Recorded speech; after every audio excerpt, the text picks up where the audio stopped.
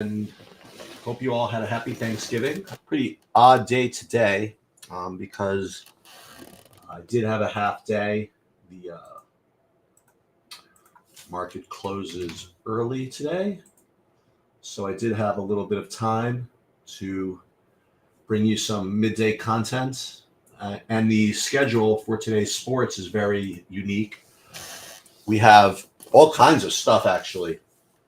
We have Well, first of all, we have the normal stuff. Like we have the NBA at 7:30. Not even normal because it's 7:30 instead of 7.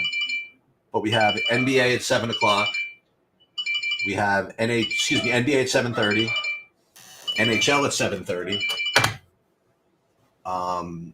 Not 7. So we're going to do that later on. But we're going to do the early look and early lineup build today, like right now. Then we have Friday NFL Showdown, which is, of course, at 3 p.m. Eastern Time, which we have never seen before. And then there are all kinds of early slates that we can deal with. I'm playing all kinds of crazy stuff today. So I'm just going to go through everything as much as I can. But I guess we'll start with the early NBA look. But just so you know, I'm playing the 1 p.m. NHL early slate as well. So I'm going to go through that probably, after like a half an hour or so. And then we're also going to do the NFL Showdown. And maybe I'll come back at 2 o'clock and we'll do that because we're still waiting on some pretty important news from that game. That being Durham Smythe and, some other actives which might come in here. So this is going to be pretty off the cuff. We're going to start with the NBA, though, and we'll do what we usually do. I'm going solo today, just in case you didn't figure that out by now. And you can tell because it's completely disorganized. Anyway, so what I'm going to do is I'm going to just start sharing my screen, and then we are just going to get after it. Don't be intimidated. The first I'm sharing with you is the early slate NHL. We are not going to do that right now, even though it's the first thing to lock. But what I want to share first is the NBA, the main slate.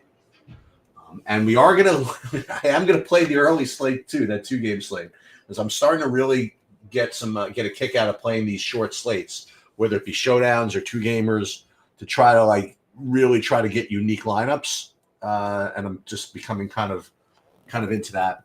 But this is the regular NBA slate, and we're looking at it from a overall slate perspective. We're not looking at this game by game, but I can do that game by game as well. Let's pull up the SaberSim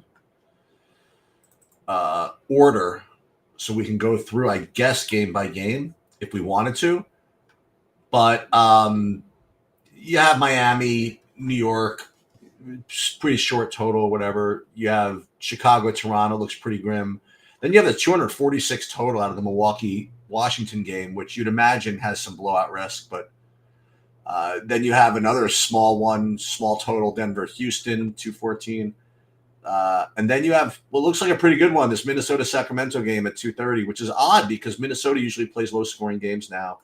And then you have the Harlem Globetrotters, otherwise known as the Indiana Pacers, playing with a 240 total, which is probably something you want to think about. And then you have Golden State, San Antonio, pretty decent total, 233, and then the New Orleans, LAC at the end.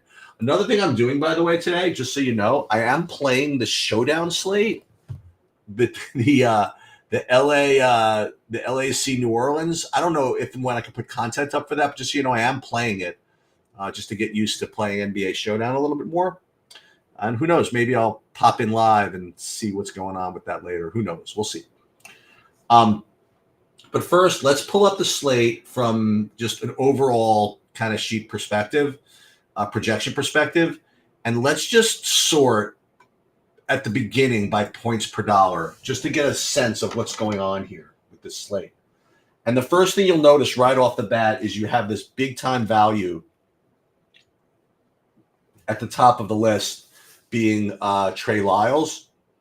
And the other thing you'll notice, this is what I notice, is that you'll have Giannis, despite him being 11-1, being one of the top point per dollar plays on the slate. Now, when you have that dynamic, meaning a high salaried, just overall high projection player also having a good point per dollar projection, and you have just a stone minimum, pretty much good value play, it is really destined to be some kind of stars and scrubs slate with Giannis Lyles pairings just kind of dominating the proceedings. Okay. Now, that doesn't mean you have to play this way. Okay. That means that that's going to be the most obvious way to play. I mean, you could probably pivot off of that by playing lineups without these guys, but this is going to be the easiest way to play.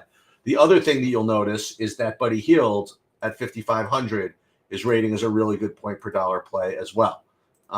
So these three guys look really, really good. Now let's go through the overall way I look at these things. When you look again at point per dollar rankings, what you're looking for to see what good plays are. I'm saying this like good plays. I like when people put quotation marks as if someone's saying it, otherwise known as good plays. Is you want high-priced players that have good point per dollar rankings. Okay, because as you can see, the top guys are almost always going to be cheapos when you're dealing with point per dollar plays. So that's why Giannis is such a great play here. But the two guys that are kind of popping here, actually several, are Cade Cunningham, looking extremely strong. Chris Paul, Middleton to a lesser degree, but Rudy Gobert, and these guys that we played before, Siakam, Towns, Sengun, and Edwards. So this is kind of this whole group up here is really your key players. Okay. All of these guys look really, really good. And not all of them are extremely high owned. The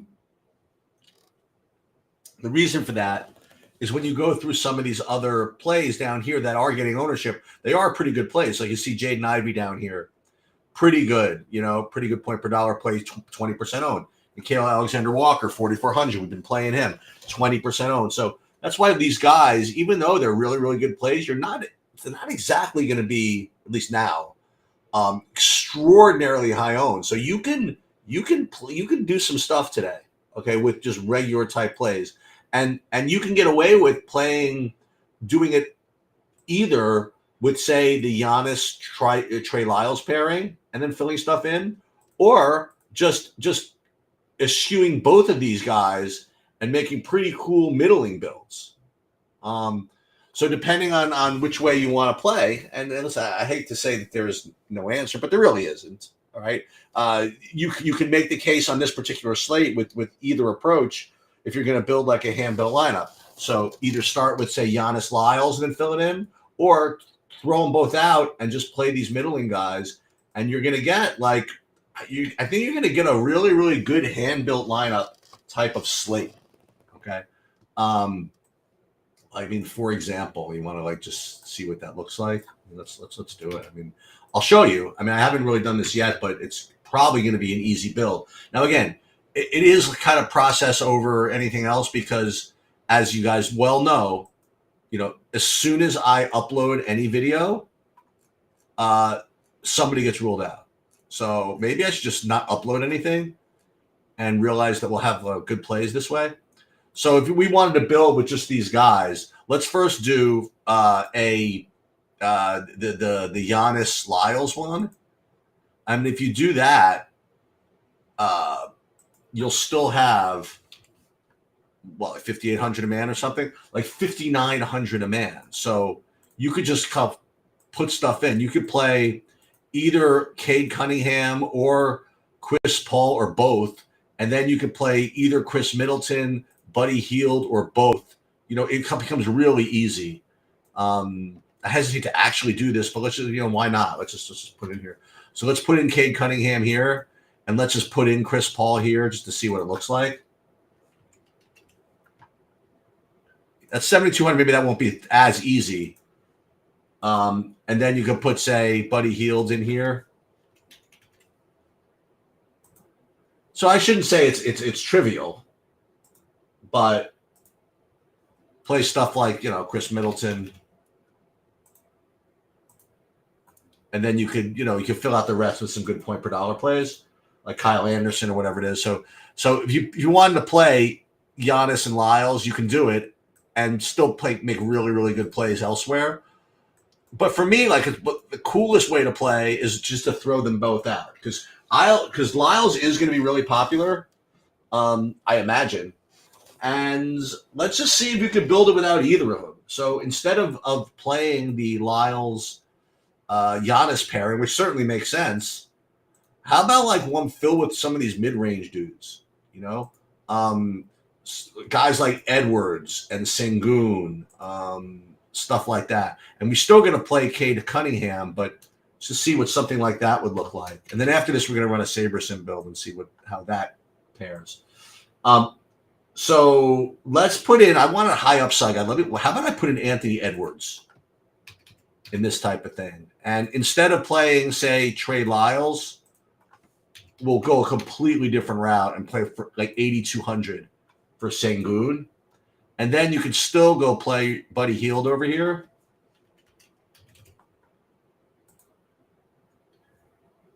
And then you're just sort of in this range. And then we could play instead of Giannis, we could play Middleton at forward. And then you play your Kyle Andersons or whatever. Or you could still play Trey Lyles. Like if you did that, you could still play Trey Lyles and then really make your life easy.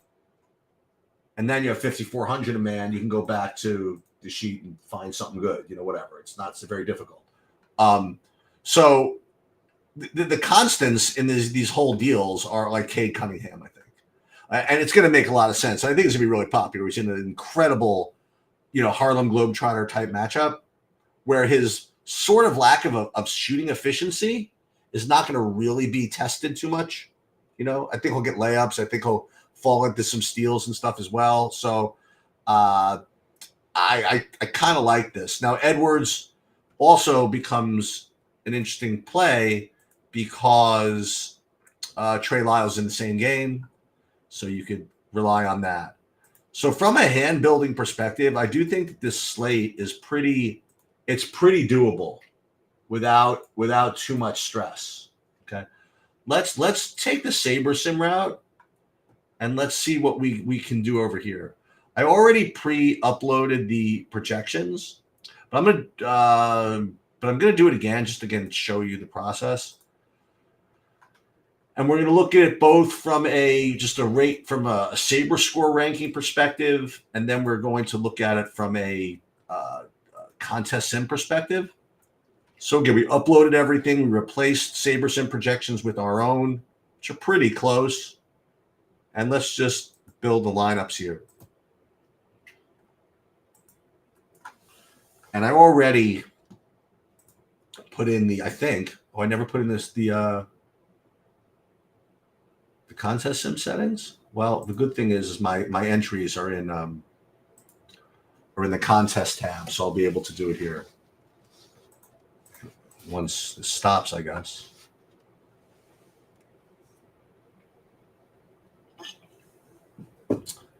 Now there are questionables, if Bam doesn't play, stuff can open up. But again, we're just trying to go with what we have now. And then we'll do the same thing with FanDuel, guys. And I already looked, and it looks as though FanDuel is very similar to DraftKings today. But okay, so as you'll see, these are the same guys I mentioned before, pretty much. Chris Paul, Buddy Hield, Chris Middleton, Trey Lyles, Giannis, right? And this is when you rank them by Saber score. See that Saber score, large slate. Okay. And then you could go and see where the exposures are, like let's see, exposures here, 100% Trey Lyles. And, pretty much everybody I mentioned. So there's nobody really new that pops up here. Like you get more Rudy Gobert. That makes sense, I suppose. Klay Thompson. That's fine. Naz Reid from that same game, right? Kyle Anderson from that same game. Jaden Anderson, Ivy from the same game. Nikkei lines are from that same game. So this whole game is very, very stackable. But let's go back into contests and let's put our contest sims in for both the fadeaway and for the alley-oop, because that's what I'm playing. And let's run. This is probably not the most important thing, but one of the more important things about using these contest sims is seeing the differences between the builds. So, like, for example, we already know what we're getting here when we just run them with Saber Score, like the same guys that really was showing up in our projections. But when we run it using the contest sims, it's interesting to see if there's a lot of differences, because again, what the contest sims are trying to do is take into account what they think everybody's going to play, and then specifically build lineups tailored to those contests, to that contest. So you would think that you'd be getting leverage sort of against like your own plays in a way.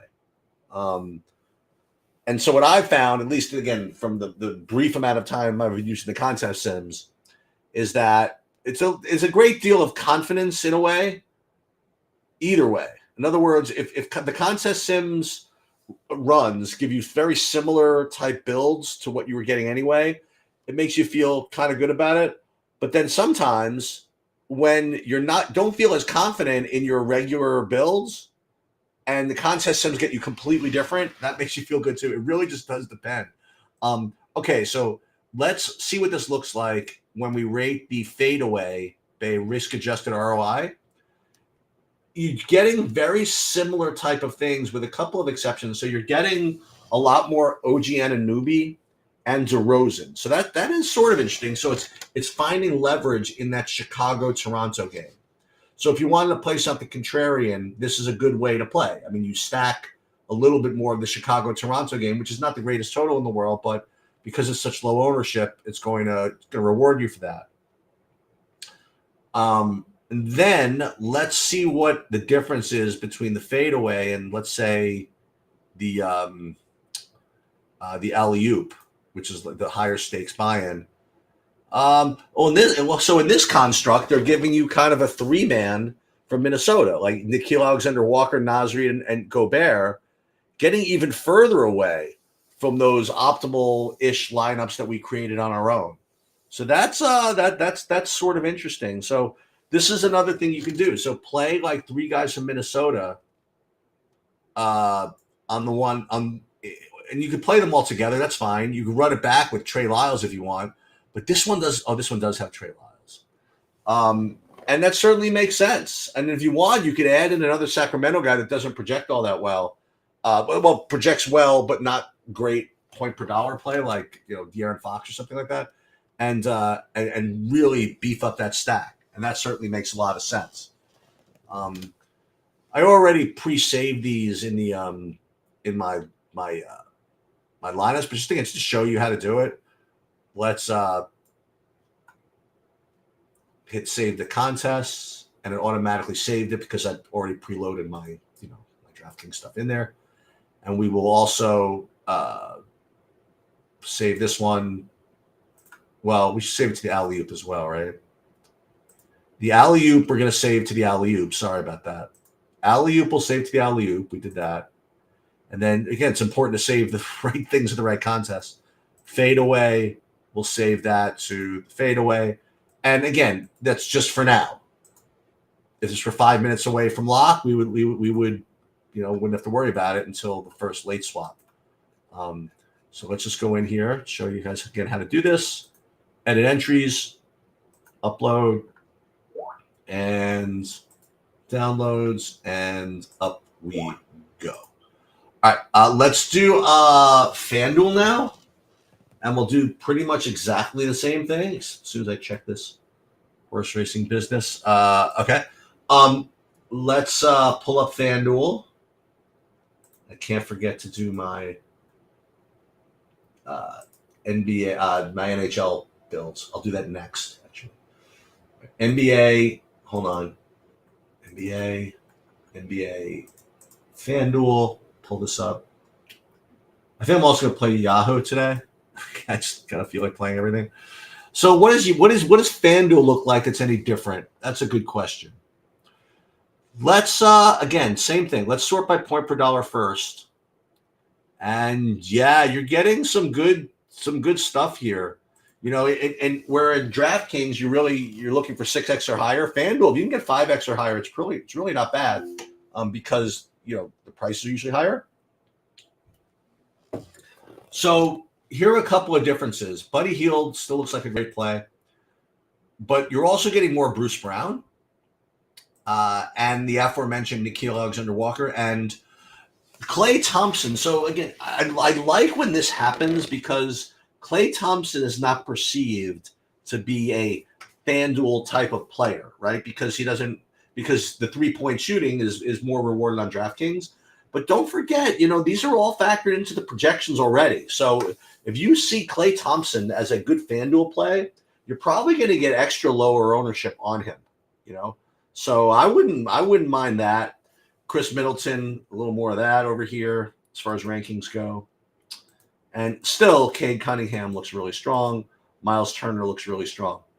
When we sort by value score over here, again, we're looking for lower price guys. And once again, Cade Cunningham, Pascal Siakam, Sengun, these same mid-range guys that we've kind of been playing.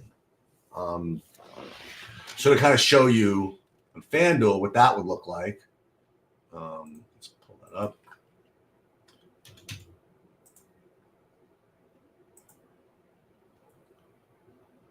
So let's pull FanDuel NBA. By the way, F Survivor had like incredible leverage over the whole field with the Lions, and they lost.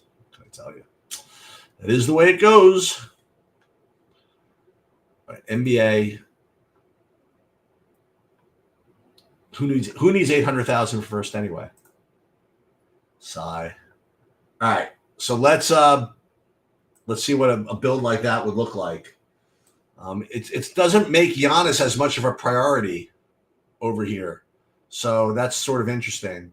But let's just start with a middling type of build, I guess. So we'll start with these guys like Cade Cunningham, Siakam. Play Zion over here. That would be interesting. But Sengun. So let's just see what all this would look like. Sengun, put him at center. And then once again, Cade Cunningham. Put him at point guard for now. And then who's the guy I mentioned? Siakam.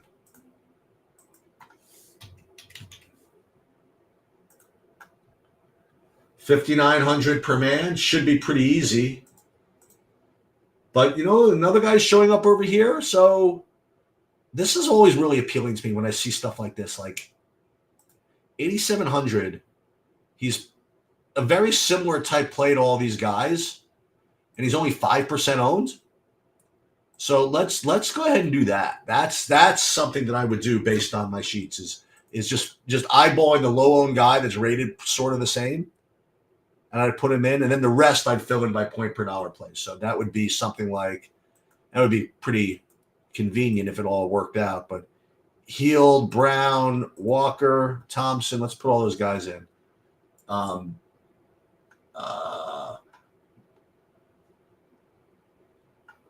Brown we'll put in over here. This Brown put it here. Nickeil Alexander-Walker, put him over here. We can actually play somebody good. Another small forward, Middleton, right? Put him over here. And then we need another small forward, another point guard. I mean, we could. Ooh, you know who we could play? We could play the once $12,000 James Harden. And there's got to be somebody cheap we could play at 4,600. Well, play Trey Lyles. Trey Lyles would be one way to go. Jaden Ivey, we can almost play him. Boy, I would love to get away with playing James Harden somehow. We could play. No, we can't quite play Klay Thompson in this build. I would try to make this work somehow. So I would maybe play. All All right, I'm not sure what I would do, but this is I would like to actually somehow get to James Harden in this build. Maybe not play Wembanyama. I really want to play that though. But you could always be a little bit like, whatever, and you don't want to play him. You play somebody worse like Gordon, and then it becomes sort of easy, I suppose. Anyway, so FanDuel's looking pretty similar. You don't really need to play Giannis though on FanDuel. That's the real difference. But let's see what Saberson comes up with over here.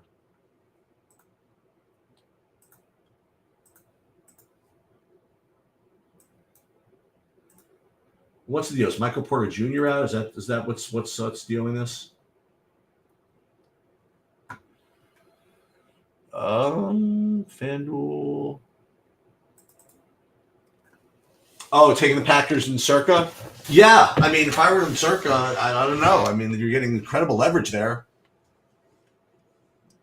I mean, that's what you're supposed to do, but I mean, I haven't been in Circa in like weeks and weeks. I think it would have been better to just our path in Circa was actually having San Francisco. So, we'll see. I don't even want to think about what would have happened there. Anyway, let's do FanDuel. We already uploaded them again, but I'm going to do this once more just to show you guys how to do this. NBA, and again, I'm doing it for my own file. If you have it on a Saberson package, this happens automatically. So let's build 50 lineups from FanDuel, and let's see if we get something similar to what I was just building. I think that's it. That's cool.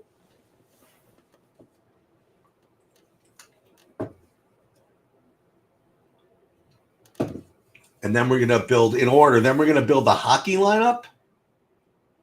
We're going to build the hockey lineup, and then we're going to build the NBA, I think 2 p.m.er, maybe.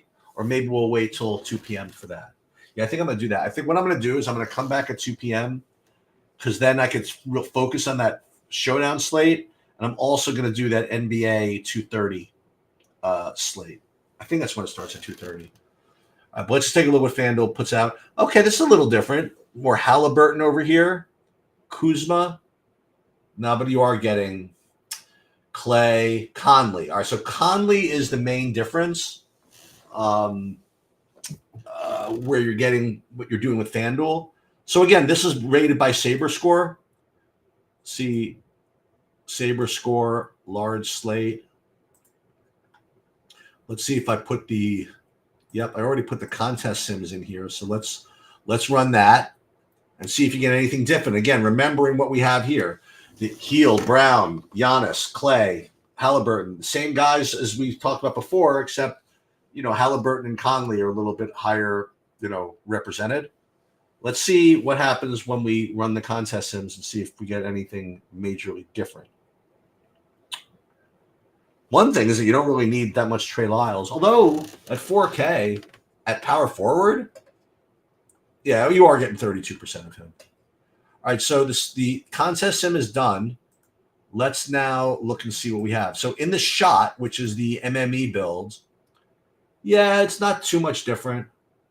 Heel, Thompson, Mikhail Alexander-Walker, Bruce Brown, these types of guys. So let's save that for now. But before I do that, I think this is again a really cool, this is a good idea that Jordan can, turn me on to from SaberSim, is that especially in MME, like a lot of lineups, try to make as many uniques as you can. Now again, that's not exactly getting you the most optimal lineups, but it's spreading yourself out in a way that is at least reasonable. So doing 3 uniques, I think, in a 50 lineup build or even a 30 lineup build, I think is not a lot to ask. And I do like that I'm getting all this Klay Thompson, by the way, for the reasons I mentioned earlier. So let's save these to the shot. And now let's see what the monster main lineup looks like. And obviously we're going to change this, but yeah, I was wondering why Reggie Jackson wasn't showing up. It seemed as though I would want to play him. And this looks like a really, really good lineup, actually. I might not keep exactly this, but this looks really, really nice. It gets you Giannis, gets you Harden, which I wanted to play anyway. And it does get me Reggie Jackson, which I had forgotten to play. And the Chris Paul, Klay Thompson correlation works. This is actually something like this would be kind of cool. But again, it's all this is nonsense because it's going to change many times between now and lock. But for now, we'll put this in, and then we will upload this.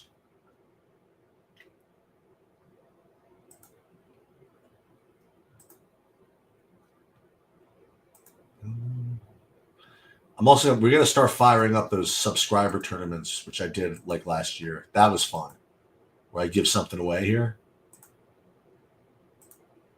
Yeah, I'm going to do that pretty soon. I got to figure out what sport, though. NBA is so pedestrian.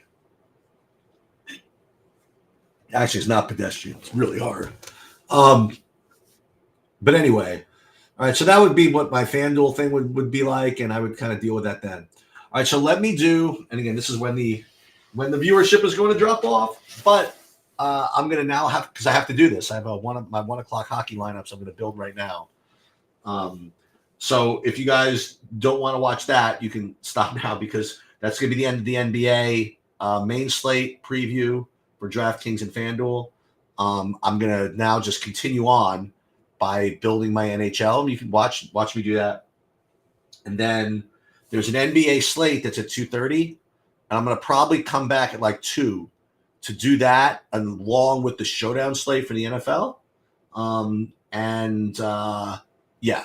So let's do the hockey, and this is just the early slate hockey.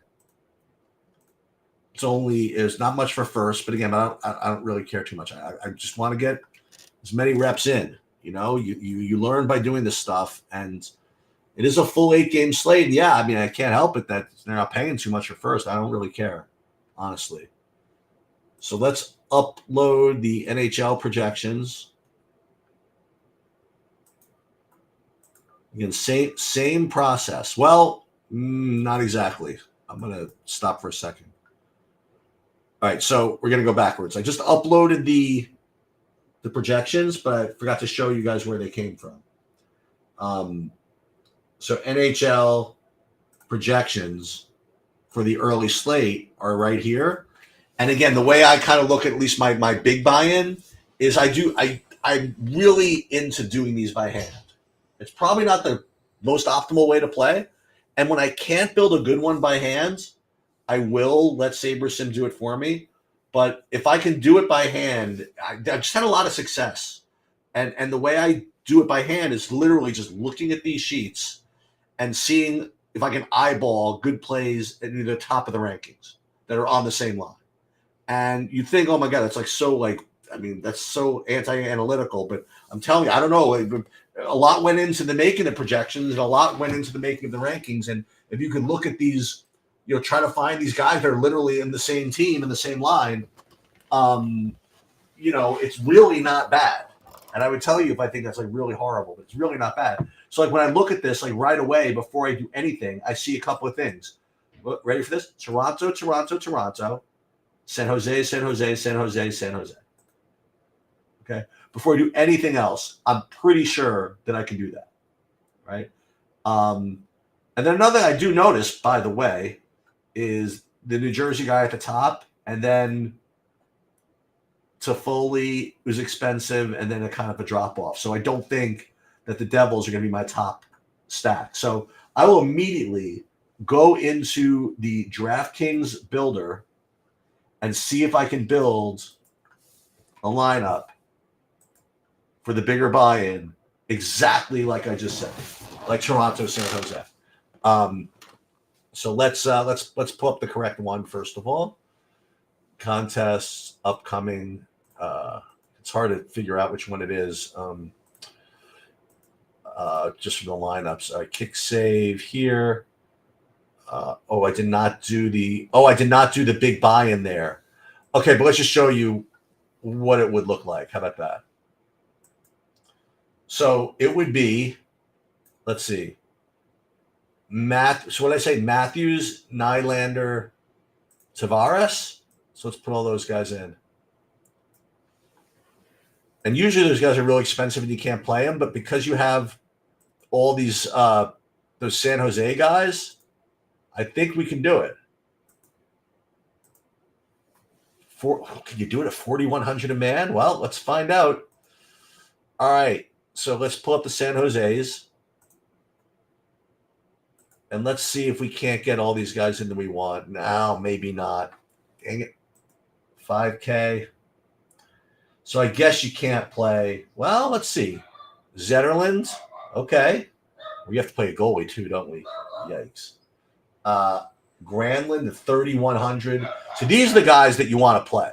Right? These are going to be the guys that you would want to play in your single buy-in. Is you'd want to start with the San Jose's. And that would be Hurdle, Granlund. Look at how cheap all these guys are.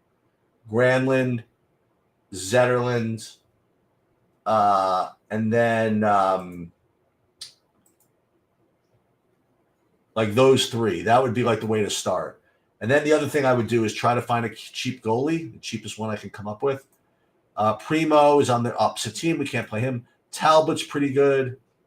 So we could play Talbot at 7,900. That would be reasonable. And then at 6,000 a man, you could really screw around here. So you could play your couple of Torontos maybe. Edmonton, you can't quite get to that. Boy, maybe it isn't so easy to hand build today, huh? I mean, I thought it was going to be easier to get to Toronto's, but we just saw that it wasn't really that easy. So I guess it is going to be SaberSim after all, you know. So let's see what we get. And good thing I'm not playing the big buy-in because it really doesn't look like a great. It really doesn't look like a great hand-built slate. I really thought it did. I really thought you could just pile in the San Jose's and then play anything else you want. But those Torontos are really expensive. So let's just see what we got here. And we're only playing 20 lineups in this. I'm just really curious what it's going to look like. Hey, what's up, Clay? Let's just see what this looks like.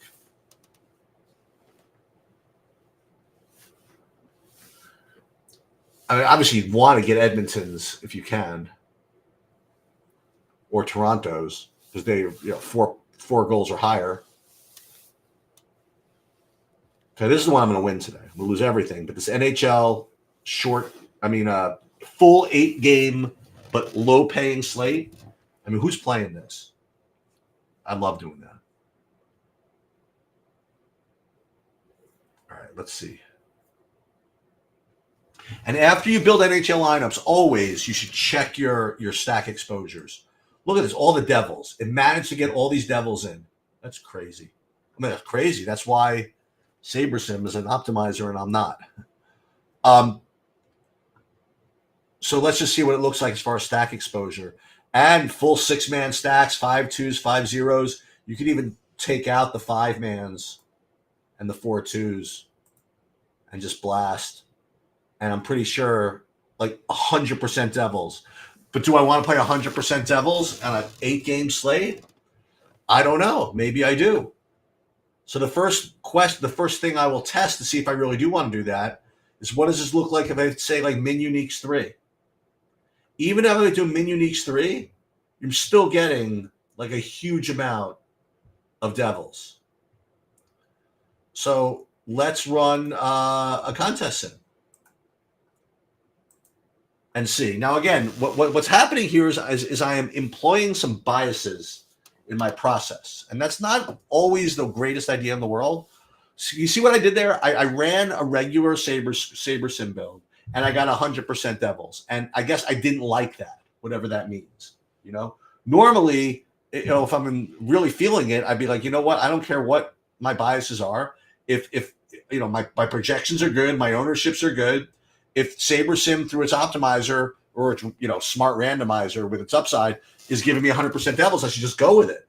But for some reason, it bothers me. So I'm trying to come up with all these other builds that will confirm that bias, So I didn't like it when I made 3% unique. That didn't, 3 min uniques. So now we're going to try to use contest sims to see if I can't get off of all that Devils.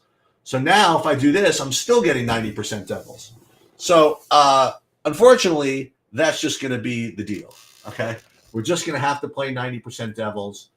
We tried our best to employ our biases. It didn't work. So we are just going to have to play it. Save these to our contests. Download these. Plenty of time.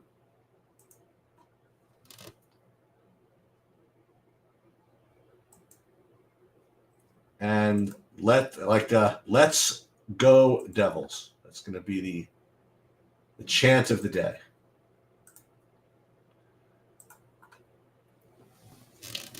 All right, so let me just make sure that we're not missing anything. So first classic slate in the NBA is not for an hour and 49 minutes, so I can wait on that. So again, here's the remainder of the schedule. I'm going to be back. It's 12:40. I have some stuff I have to do. I'll be back at about 2 p.m., and then I'll post this in the Discord as well. But I'll be back at 2 p.m., and we will go over the Showdown slate, which starts at 3, and the NBA 2-game slate. Any questions? Okay, that'll do it. See you in a bit.